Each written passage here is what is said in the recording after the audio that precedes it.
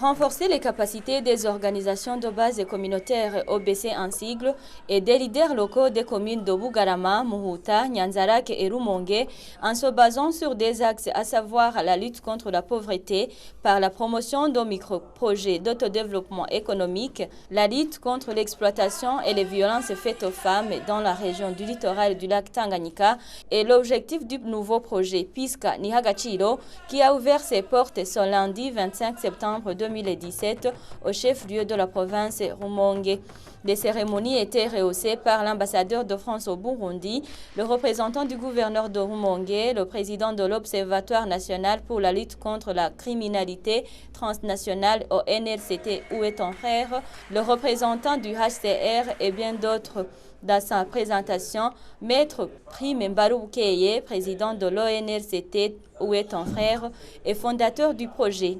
Piska Nihagachiro, a montré d'où est venue l'idée de créer ce projet. Les femmes qui font la cuisine pour les pêcheurs appelés communément les bapishi sont souvent violées et conduites dans des pays comme Oman et autres. Parfois, cela est dû à la pauvreté se trouvant dans leur ménage. Le projet Piska Nihagachiro vient donc aider ces dernières à l'autodéveloppement, a-t-il ajouté. Il a profité de cette occasion pour souligner les points principaux sur lesquels le projet Piska Nihagachiro va se focaliser. Et le premier axe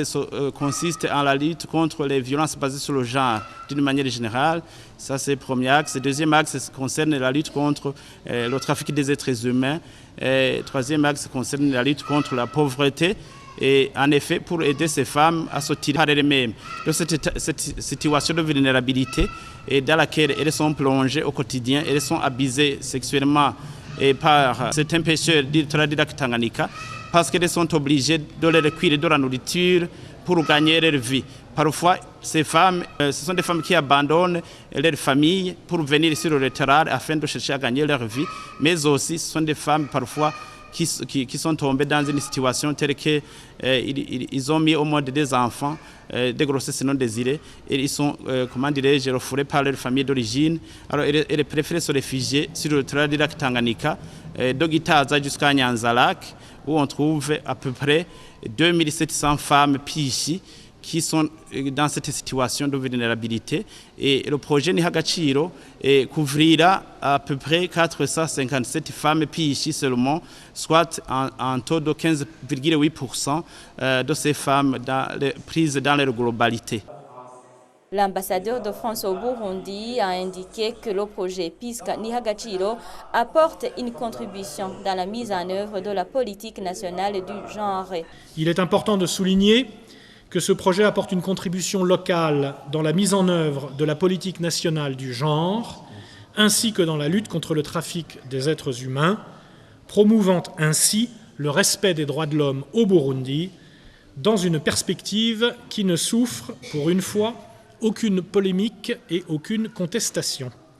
À l'évidence, ce projet témoigne, s'il en était besoin, de la nécessité de tout mettre en œuvre dans une coopération claire et franche entre les parties prenantes pour la résolution de toute problématique qui porte atteinte à la dignité humaine et aux droits essentiels. Ambassadeur Laurent Delarousse a ajouté que combattre la pauvreté par la mise en place d'activités génératrices de revenus, lutter contre l'exploitation des femmes et les abus sexuels dont elles sont largement victimes permettront aux populations ciblées, environ 200 personnes, de retrouver à la fois leur autonomisation de vie ainsi que leur dignité. La représentante des femmes et Bapichi de Rumongue a remercié l'ONLCT d'avoir pensé à eux en créant le projet Nihagachiro car il va les aider dans le développement et la lutte contre les abus sexuels. Notons que toutes les activités ont bénéficié du soutien de la coopération française de près de 68 millions de francs burundais et seront mises en œuvre par l'Observatoire national de lutte contre la criminalité transnationale au NLCT où est ton frère, en partenariat avec les 28 femmes leaders communautaires Bapichi des 8 centres de pêche situés dans les 4 communes concernées par le projet avec une durée de 2 ans.